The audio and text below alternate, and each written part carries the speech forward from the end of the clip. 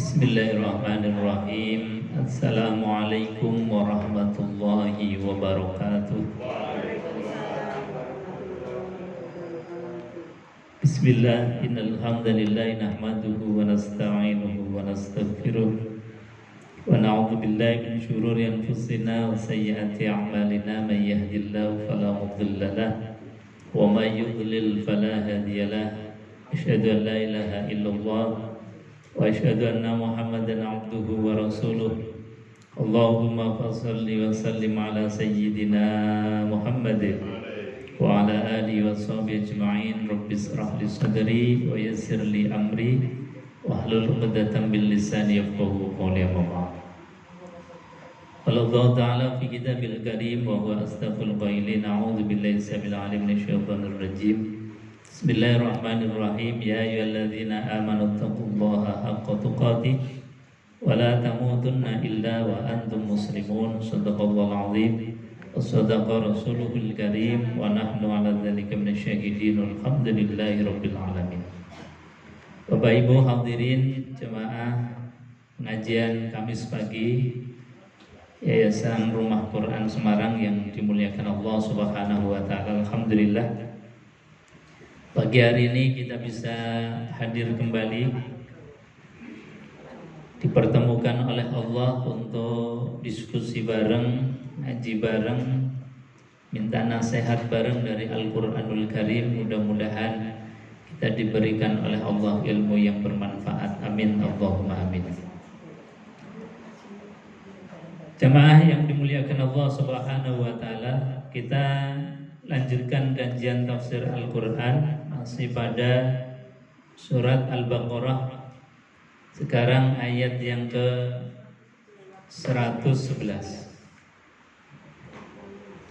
Bapak Ibu hadirin jemaah yang dimuliakan Allah, bahwa di ayat ini masih ada kaitan atau munasabah dengan ayat-ayat sebelumnya yang sangat panjang bercerita tentang kaum Bani Israel, yang tentu cerita yang diangkat oleh Allah ini bukan hanya sekedar cerita untuk meninabobokan kita atau cerita sebelum tidur atau hanya dongeng semata, tetapi setiap episode-episode yang Allah angkat di dalam Al-Quranul Karim ini tentu menjadi rumus teori kita, menjadi kocok benggolonya kita, agar diharapkan oleh Allah Subhanahu wa taala kita tidak terjerumus kepada peristiwa sejarah yang memang sejarah itu pasti berulang-ulang. Jadi sekali lagi, sejarah itu pasti akan berulang dengan berbeda dimensinya saja. Tapi itu sebetulnya akan terus berulang. Dari segi tentang kasuistiknya, dari segi macam-macamnya, itu akan berulang dan terulangnya sejarah. Kalau tidak kita membaca dari sejarah yang sebelumnya, maka kita akan terjerembab kepada hal yang sama sebagaimana terjerembabnya umat-umat terdahulu sebelum kita. Makanya di dalam tradisi kita membaca surat Yasin itu sebetulnya ada kalimat yang luar biasa kalau kita perhatikan. Jadi kita kan punya tradisi yang bagus, yaitu membaca surat Yasin atau baca Yasin. Yang sebetulnya di dalam Yasin itu ada satu kalimat ayat yang luar biasa, yang Allah sendiri memerintahkan kita untuk mencatat sejarahnya kita. Kata Allah Subhanahu wa taala, "Inna nahnu nuhyil mauta wa naktubu ma qaddamu wa atharuhum wa kulla syai'in ahsaynahu fi imamin mubin." Ayat ini berbicara mengenai mengenai pentingnya sejarah dan pentingnya membuat sejarah dan pentingnya menulis sejarah. Ketika kita punya sejarah hidup dari mulai lahir sampai sekarang, itu kan semua sejarah. Ketika ditulis, maka akan menjadi sebuah pelajaran bagi anak cucu kita. Minimal mereka mengenal siapa orang tuanya, bagaimana kebiasaan baiknya, kemudian autobiografinya seperti apa.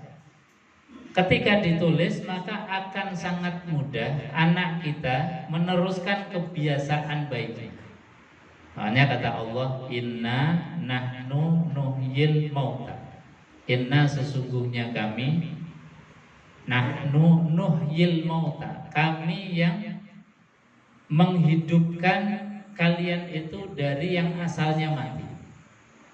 Wa naktubu ma qaddamu wa atharuhum, dan kami kata Allah yang sangat rutin mencatat setiap apapun gerak kalian, perbuatan kalian itu dicatat oleh Allah Subhanahu wa taala. Jadi wa naktubu ma qaddamu wa atharuhum, yang dicatat oleh Allah itu qaddam, jadi bekas-bekas kita, sejarah kita, wa atharuhum, dan bekas-bekas kita. Kalau di dalam tafsir itu bekas kita itu disampaikan oleh para ulama hanya spesifik. Misalnya Ibnu Katsir mengatakan di dalam hadis Rasulullah, di antara bekas kita yang dicatat oleh Allah itu adalah bekas delamaan kita dari rumah menuju masjid dan dari masjid ke rumah. Itu yang memang disampaikan langsung oleh Rasulullah. Tetapi yang dimaksud lebih dari itu. Apapun kegiatan kita, setiap helaan nafas kita, ucapan kita, itu qaddamu wa atharuhum, dicatat oleh Allah Subhanahu wa taala bekas-bekasnya kita. Tidak ada yang tidak tercatat secara rapi. Ini perintah Allah di dalam surat Yasin agar kita menulis sejarah, agar kita ini memperhatikan sejarah. Karena apa? Sejarah kita ini akan berulang, dan kalau kita enggak membaca sejarah, maka kita akan terjerumus kepada peristiwa atau hal yang sama sebagaimana orang-orang yang terdahulu. Bapak Ibu hadirin jemaah yang dimuliakan Allah Subhanahu wa taala. Maka di cerita-cerita tentang Bani Israel yang sudah kita pelajari, bagaimana kaum Bani Israel itu akhirnya menjadi kaum yang dibenci oleh Allah Subhanahu wa taala. Di antara garis besarnya karena mereka adalah mendustakan Rasulullah Shallallahu alaihi wasallam. Jadi bukannya tidak tahu kalau Nabi itu seorang utusan Allah, tetapi mereka tahu, tapi mereka mendustakan Rasulullah Sallallahu Alaihi Wasallam. Kemudian di ayat yang ke-111 ini, ayat 111 ini Allah sampaikan bahwasanya di dalam faktanya kita kan banyak kepercayaan, banyak agama-agama yang setiap kepercayaan agama itu pasti mengeklaim kepercayaannya, agamanya itu yang paling baik, yang bisa menjadikan mereka itu masuk ke dalam surganya Allah Subhanahu wa taala. Ini sebuah hal yang lumrah. Jadi orang kalau mempercayai sesuatu sesuatu, pasti dia mengeklaim, punya klaim bahwa kepercayaannya ini yang sanggup menjadikan mereka masuk surga. Ini sudah lumrah, wajar, memang fitrahnya begitu. Dan Allah juga secara demokratis menyampaikan bahwa memang faktanya ada demikian. Tetapi keyakinan seseorang itu perlu untuk dites, diuji. Apakah keyakinan mereka yang mengatakan bahwa agamaku yang sanggup untuk memasukkan surga, agamaku yang sanggup untuk memasukkan surga, kata Allah enggak apa-apa. Tapi ayo dites, ayo diuji. Nah, ini demokratisnya Allah itu letaknya di sini. Jadi ada sekian banyak Allah Subhanahu wa taala memberikan satu kesempatan kebebasan kita berpikir, tetapi kebebasan kita berpikir di dalam memilih itu nanti ada ujungnya harus dipertanggungjawabkan, harus diuji terlebih dahulu. Makanya di sini di ayat yang ke-111 sangat jelas, wa qalu la yadkhulul jannah illa man kana hudan aw nasara tilka amaniyuhum qul hatu burhanakum in kuntum shadiqin. Kata Allah, wa qalu, dan mereka itu mengatakan la yadkhulul jannah, tidak akan pernah masuk ke dalam surga. Bahkan bahasanya pakainya lan. Ini saking percayanya mereka, dan setiap agama, setiap kepercayaan meyakini masing-masing bahwa agama mereka, kepercayaan mereka yang akan masukkan surga. La yadkhulul jannah, tidak akan masuk ke dalam surga illa kecuali man kana hudan aw nasara, kecuali orang yang beragama Yahudi atau beragama Nasrani. Jadi orang Yahudi yang mengatakan bahwa yang masuk surga hanya mereka, orang Yahudi. Orang Nasrani juga mengatakan bahwa yang masuk surga hanya orang Nasrani. Ini fakta enggak? Faktanya demikian. Mereka setiap agama mengklaim agamanya yang sanggup untuk memasukkan ke dalam surga. Dan Allah juga sampaikan fakta ini. Faktanya disampaikan oleh Allah Subhanahu wa taala. Tilka amaniyuhum. Tapi bantahan Allah yang pertama bahwa klaim seperti itu, pendapat seperti itu disebut oleh Allah amaniyuhum. Yang demikian itu hanya amani.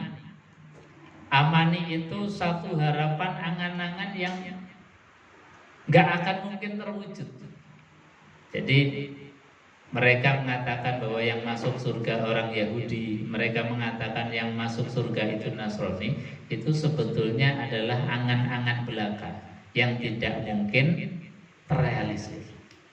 Jadi dalam bahasa keinginan itu ada tamanni, ada taroji. Kalau taroji adalah sesuatu keinginan yang mungkin, itu namanya taroji. Misalnya kita menginginkan habis pengajian kita makan pecel misalnya, itu adalah satu potensi keinginan yang bisa tidak, yang bisa iya. Tapi ketika kita misalnya habis ngaji ini nanti kita jadi muda lagi, itu keinginannya ada, tapi itu namanya tamani, sesuatu keinginan yang tidak akan mungkin terrealisasi. Keinginannya ada, harapannya ada, tapi tidak akan mungkin terrealisasi. Tapi beda dengan misalnya habis ngaji kita nanti makan pecel, ya bisa iya, bisa tidak. Itu namanya taroji. Nah, kalimat yang diucapkan oleh orang-orang Yahudi, orang-orang Nasrani bahwa yang masuk surga hanya mereka, ini dianggap oleh Allah sebagai tilka amaniyuhum. Itu hanya angan-angan saja yang tidak mungkin terrealisasi. Maka ketika ini hanya angan-angan, Allah kemudian ingin mengetes. Oke, kalau begitu kalian memang punya klaim masing-masing. Kita uji aja. Qul hatu burhanakum in kuntum shadiqin. Qul, katakanlah wahai Muhammad, katakanlah kepada mereka orang-orang Yahudi Nasrani, hatu burhanakum. Jadi datangkanlah burhan. Burhan itu satu logika yang tidak bisa terbantahkan kalau memang yang masuk surga itu Yahudi. Kalau yang masuk surga itu orang Nasrani. Kasih aja datanya. kasih aja logika berpikirnya, kasih aja argumentasinya. Kita uji gak tahu. Nah, kalau nguji seperti ini pasti tidak akan ada yang bisa kecuali logika tauhid. Jadi logika tauhid itu yang nantinya akan menjadikan kita itu nyaman, karena logika tauhid itu adalah logika yang memang nyaman, benar, sehingga kita mantap untuk bertuhan Allah Subhanahu wa Ta'ala. Jadi sekali lagi, Allah ini membebaskan manusia untuk berpikir, untuk berkeyakinan, tapi di ujung kebebasan berpikir kita itu ada konsekuensi yang harus kemudian dipertanggungjawabkan kepada Allah Subhanahu wa Ta'ala. Mau milih Yahudi, monggo kata Allah. Mau milih Nasrani, ya monggo. Mau milih Islam, ya monggo. Karena apa? Karena kita sudah dibekali satu yang melekat di dalam tubuh kita, itu ada akal dan hati. Kemudian Allah juga bekali kita di dalam hidup ada Al-Quran dan Sunnah baginda Rasulullah Shallallahu Alaihi Wasallam. Itu sebetulnya piranti yang bisa menjawab kebenaran yang seperti apa yang harusnya kita ikuti. Ini. Jadi Allah sampaikan, kalau memang kalian punya keyakinan yang masuk surga itu hanya Yahudi atau Nasrani, qul hatu burhanakum, datangkan satu argumentasi, satu pemahaman yang memang itu menjadi fakta. Ini kemudian di dalam percaturan ilmu teologi, ilmu kalam menjadi perdebatan yang luar biasa. Perdebatan misalnya di dalam masalah ketuhanan. Nah, ini yang menjadi pokok daripada pokok keyakinan. Maka di dalam masalah ketuhanan ini menjadi ujung. Ujungnya apa? Ujungnya adalah ketika kita mengucapkan la ilaha illallah Muhammadur Rasulullah, itu menjadi kunci. Makanya kalimat itu disebut sebagai kalimatun baqiyah, kalimat keabadian. Karena ujungnya ada pada kalimat la ilaha illallah Muhammadur Rasulullah. Bapak Ibu hadirin jemaah yang dimuliakan Allah Subhanahu wa Ta'ala. Jadi tauhid itu menjadi hal yang pokok. Makanya di dalam setiap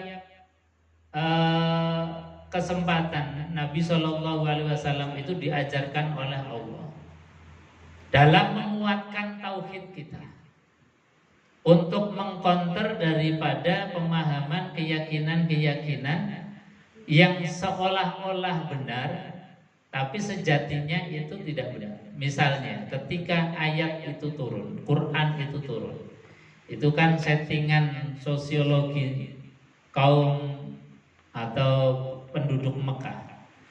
Itu kan mereka berpaham mempunyai banyak Tuhan. Jadi keyakinan mereka bahwa Tuhan itu harus banyak. Sampai-sampai ketika Rasulullah SAW mengajarkan tauhid Tuhan itu hanya satu, itu ditertawakan oleh mereka. Bahkan ditanyakan, Muhammad, Tuhanmu itu terbuat dari apa? Min dhahabin au fiddah, apakah terbuat dari emas, atau terbuat dari perak, atau terbuat dari perunggu, atau terbuat dari batu atau kayu?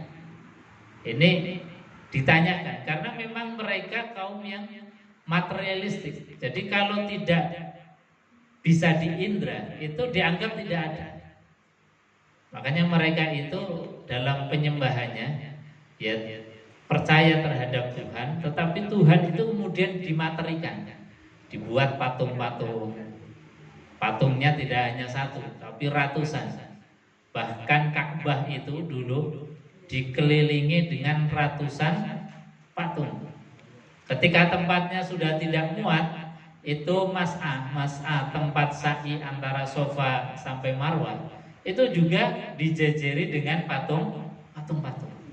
Saking banyaknya patung yang mereka buat dalam rangka apa? Untuk memvisualisasikan Tuhan. Jadi Tuhan itu dibikin nyata dengan patung-patung. Makanya mereka itu meyakini bahwa urusan manusia itu banyak, nggak mungkin Tuhan itu satu. Jadi Tuhan itu dianggapnya seperti menteri. Jadi kalau urusannya banyak, menterinya harus banyak. Nggak tahu ini habis ini menterinya banyak atau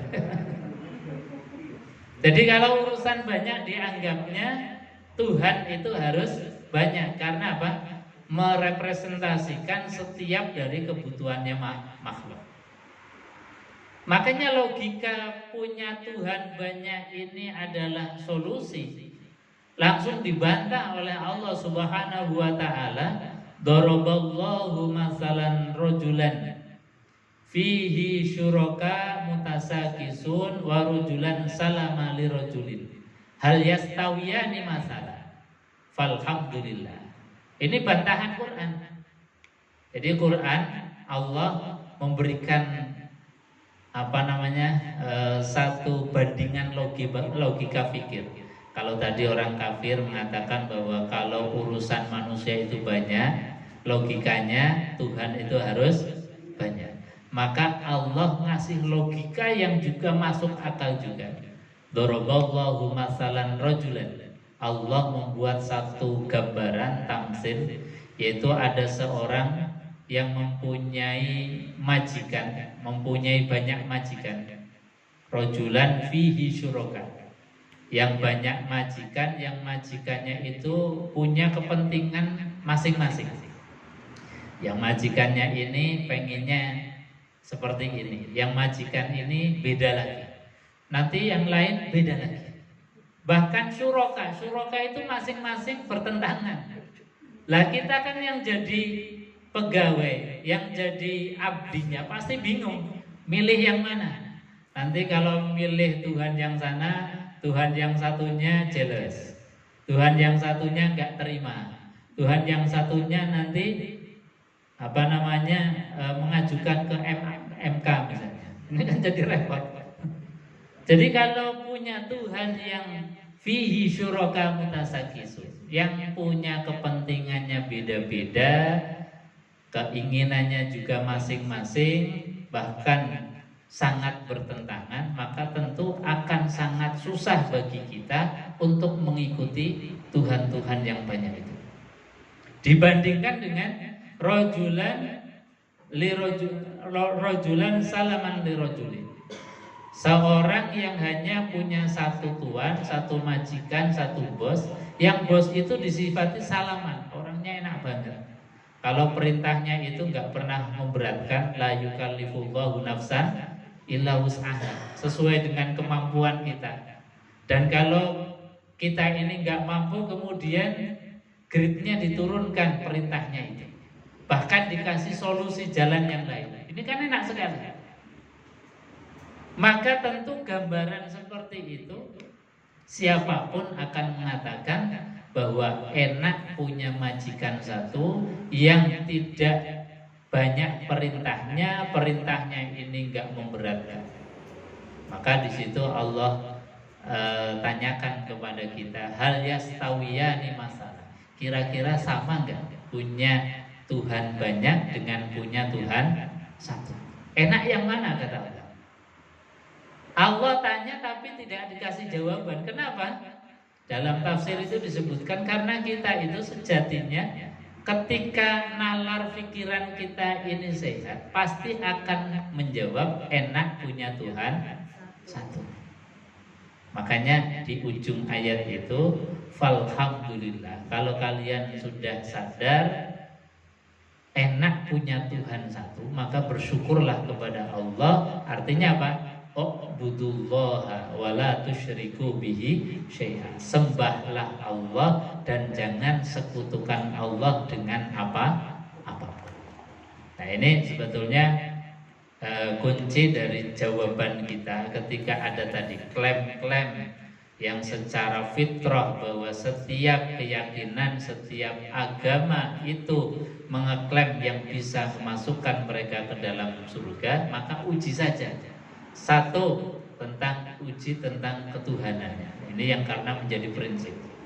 Misalnya, kira-kira kalau dalam agama Nasrani yang mengatakan bahwa Tuhan itu satu, tetapi terdiri dari tiga. Ini kita uji saja. Ada satu tapi terdiri dari tiga unsur. Beda dengan keyakinan kita di Islam. Islam itu secara tegas mengatakan Qul huwallahu ahad. Katakanlah wahai Muhammad, Allahu ahad. Allah itu ahad, tunggal. Tunggalnya itu tidak berbilang dan tunggalnya itu tidak terdiri dari bagian-bagian. Jadi tunggal ya tunggal. Titik, tidak terdiri dari bagian-bagian. Beda dengan misalnya tunggalnya kita. Kita kan satu, masing-masing satu punya pribadi, tapi punya bagian-bagian. Ada bagian kepala, kepala pun ada bagiannya masing-masing, ada mata, ada telinga, ada mulut. Nanti bagian tubuh yang lain, ribuan bahkan miliaran bagian dari tubuh kita yang menyatu di dalam tubuh.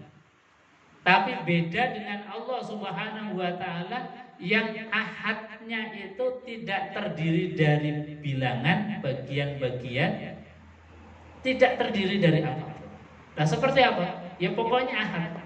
Sudah tidak bisa didefinisikan lagi. Jadi Allah itu memang sudah tidak bisa tergambarkan lagi. Allah hanya mengenalkan Qul huwallahu ahad. Makanya di dalam pengajaran ahli sunnah wal jamaah kita mengenal Allah itu dengan sifatnya yang 20. Ada wujud, qidam, baqa, mukhalafatul lil hawaditsi, qiyamuhu binafsi. Itu sebetulnya adalah cara dalam kita mengenal Allah Subhanahu wa Ta'ala. Satu, wujud. Wujud itu artinya Allah ada, wajib ada. Jadi adanya tidak perlu diadakan, dan kita juga adanya Allah itu tidak kemudian seperti adanya kita. Jadi wujud itu menjadi prinsip dan sifat yang paling awal. Kemudian qidam. Qidam itu artinya terdahulu. Terdahulu itu berarti tidak ada yang mendahulunya. Maka ketika misalnya ada klaim-klaim yang dianggap Tuhan, apakah Yesus, apakah dulu itu ada Fir'aun yang mengaku sebagai Tuhan, atau siapapun, uji saja dengan satu barometer ukuran tadi. Misalnya wujud, oh ada. Misalnya Yesus pernah ada, tapi sekarang ada enggak? Oh sekarang sudah wafat, tidak ada. Berarti sifat adanya itu ada masa waktunya.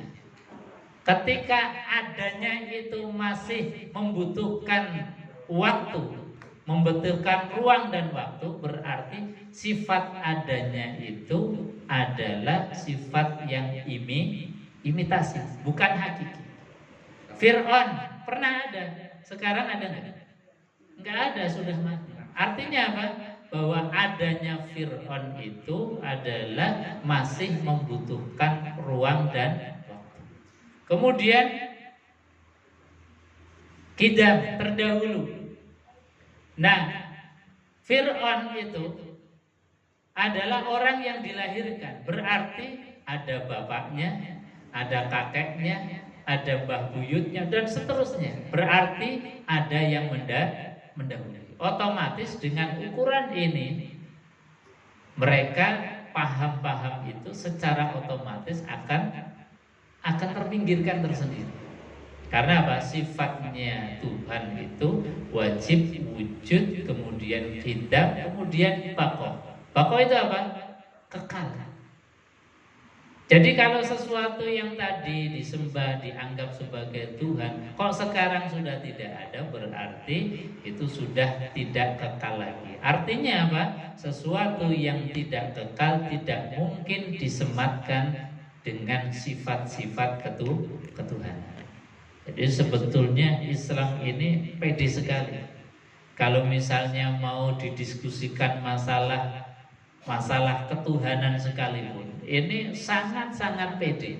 Karena apa? Konsep-konsep ketuhanan kita ini sangat logik, sangat masuk akal, dan didukung dengan memang ayat-ayat yang sangat jelas di dalam Al-Quran. Makanya kita dengan logika yang sangat sederhana atau dengan logika yang bulat pun kita akan mudah untuk membantah klaim mereka. Sehingga apa? Allah pun ketika ada klaim tadi hanya menyampaikannya dengan sangat mudah. Tilka amaniyuhum. Nah, itu hanya amani saja. Itu hanya angan-angan belaka. Kalau memang mereka benar, kata Allah, qul hatu burhanakum in kuntum shodiqin. Kalau kalian benar bahwa yang akan masuk surga itu Yahudi, kalau yang masuk surga itu Nasrani, qul hatu burhanakum, coba jelaskan, kasih logika yang masuk akal. Itu nilai demokratisnya Allah Subhanahu wa taala luar biasa. Bahkan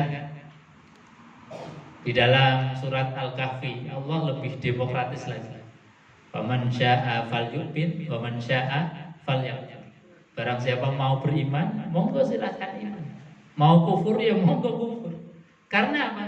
Setiap pilihan itu ada konsekuensinya masing-masing. Nah, kita ini diberikan akal, disuruh milih, kira-kira mau milih iman berarti ujungnya surga, kalau mau milih kafir berarti ujungnya neraka.